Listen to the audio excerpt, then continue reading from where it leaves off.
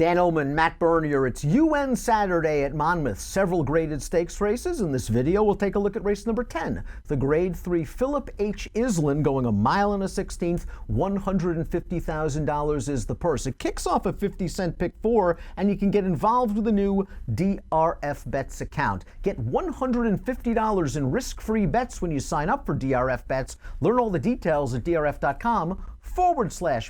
Let's meet the field for the Grade 3 Philip H. Iselin Stakes. We are expecting 7 to go to post. And the number 5, Diamond King, is your 2-to-1 morning line favorite with Jose Ortiz aboard. Blinkers go on this Colt Matin. He's shown some speed in his career. He's done some good things. He's run some fast races, and he might get the lead again.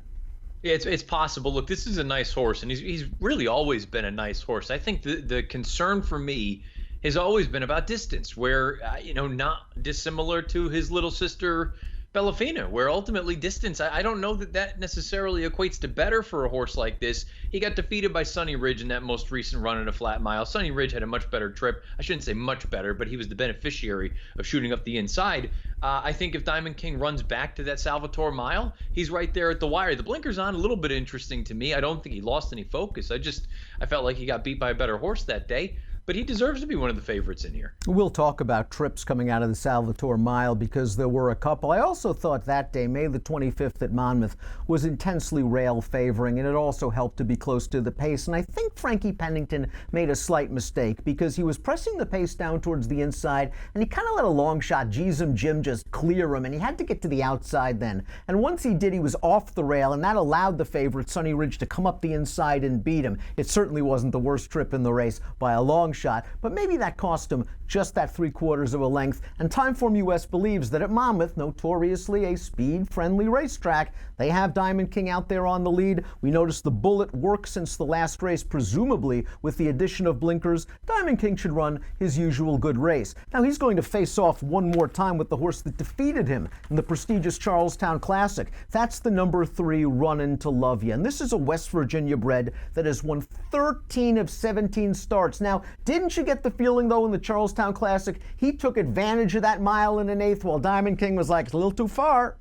Absolutely, and also the configuration where it's a home game for a horse like Runnin' to Love Ya. 3 turns, all the sort of nuances about how to get around there. And again, like you say, the distance with Diamond King, I just continue to believe the longer they go, the worse he gets.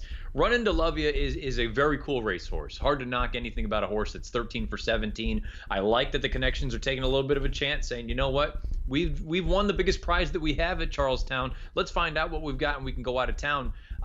Look, you look at it from a time form standpoint, the speed figures this horse earns, 124, 125, 116, all those raw numbers, those are all right there, and those are considerably faster than some of the sort of corresponding buyers. He might actually be a little bit underrated coming into this race. I don't know that I love him against better horses going away from Charlestown, but at the same time, I'm not going to sit here and say he's hopeless. Can't knock a horse that's won 10 in a row, especially with a versatile running style. He has raced since the Charlestown Classic. That was nothing more than a paid workout going 7 furlongs, and we know he can stretch out. Just Call Kenny is a likable old-timer. He's 8 years old. He won the Iselin back in 2017. Now, last time out in the Salvatore Mile, it was his first race in about 5 months, and he tried to make a very wide bid, and I just don't think the racetrack played to his style. Personally, I think he gained a lot of fitness from that race, and if he gets some pace, he has an upset chance to at least crack the board at a big price. I was going to say, if you're playing any exotics, he's one that definitely can get in there underneath. And if for some reason the pace heats up, he's going to come with his late bid. He's an honest sort. He's only 1 for 11 at the distance, but 6 other times he's gotten minor rewards. He is that kind of horse to me that's best used underneath.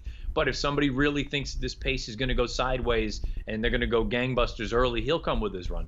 Another horse going second off the bench that would benefit from pace is the 6, Zanotti. We have a formulator fact for his trainer, the Parks-based Juan Carlos Guerrero. Past 3 years, 3-year-olds and up, stretching out from a sprint to a dirt route, going second off the layoff, 25% winners, and a positive ROI. And you can't tell me that last race at 6 furlongs for this long-winded Zanotti was nothing more than a prep just to stretch his legs, because he never got out of first gear. I think he was just a prep. I was going to say, just let's shake the rust off a little bit. Let's get back into the afternoon sort of situation as opposed to workouts. That distance was never going to work for him. There's a part of me, I don't know if you agree or disagree. You know, he fired such a big shot in the Monmouth Cup here last year. They took a chance in the Woodward up at Saratoga. And look, I know it was a very wide open edition on paper anyway. 14 horses. Felt like it could go anyway. I felt like that might have been biting off a little bit more than a horse like this can chew. And, look, he came back and ran well at Parks in his next start after that, and then he was a little bit disappointing at Laurel. They put him away for some time. I want him to show that he can get back to one of those better races before I go buying in. Monongahela has figs, has company lines. Personally, I think he's got a little bit of hang in him. He's 11 times second from 23 lifetime starts. I thought he had a big chance back to take care of the favorite Life's a Parlay and just wouldn't go by. But he was in against tough ones last time out in the flat out. Listen, Marconi and Rocketry, they came back to run 1-2 in the Brooklyn with 94 buyers. The third horse came back to run third with a 91 buyer. Monongahela is usually there at the wire. He just is never in the winner's circle after the race. He hasn't won since December of 2017.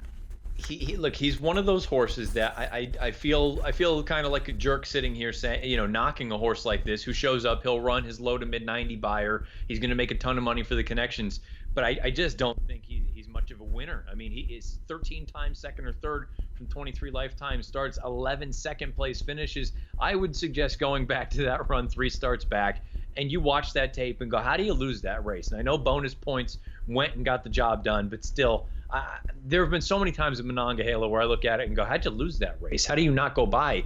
If he wins this one, I'll lose. Navy Commander, the 2, 12-1 on the morning line. He won the Long Branch over course and distance last year in gate-to-wire fashion. There is a chance that he could show some inside speed under Luis Saez. He has one big race sprinting, 4 starts back. Third off the layoff, an interesting angle, but his recent races just a little too slow.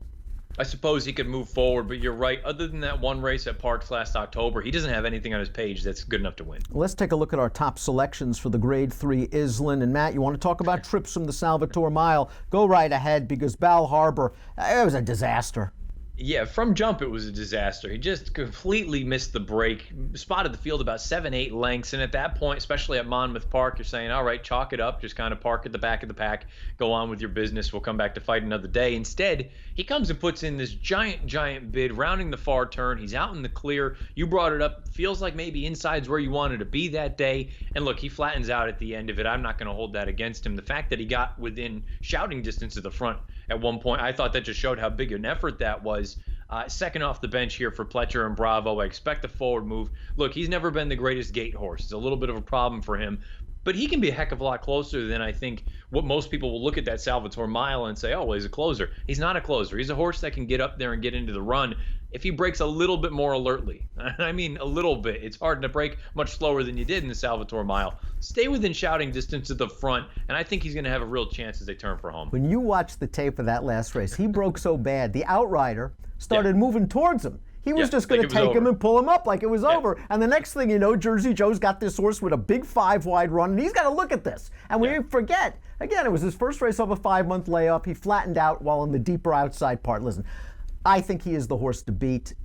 I wonder if he's every wise guy's dream, every trip handicapper's dream. He's 3-1 on the line. I'm using him in everything. This race kicks off a 50-cent pick 4. But I do think if Diamond King gets loose and Monmouth plays like Monmouth can play, Diamond King's going to be tough at a mile and a 16th, which I think is the absolute limit for his distance. I like the blinkers on with him. I want them to be sharp and aggressive, and maybe they can hold off Bal Harbour. I'm going 5-1-3. You like the 1 on top. Give me numbers. I went 1-5-7-3 for multis. I'd only be using the 1 and the 5. I agree with you. Diamond King could certainly screw it away. I said it in the Weekend Warrior. You brought it up. I agree with you. Bal Harbour, he could certainly be the wise guy of all wise guys. If I can get 3-1, I'll be happy. That's perfectly reasonable and fair. The Grade 3 Iselin, one of several graded stakes races on UN Saturday at Monmouth. Get involved with the DRF Bets account. When you sign up at drf.com/bet, you'll learn how to get $150 in risk-free bets. DRF Bets, ready, set, bet. An approximate post time for the Iselin, kicking off this 50-cent pick 4, 5 o'clock Eastern. Good luck.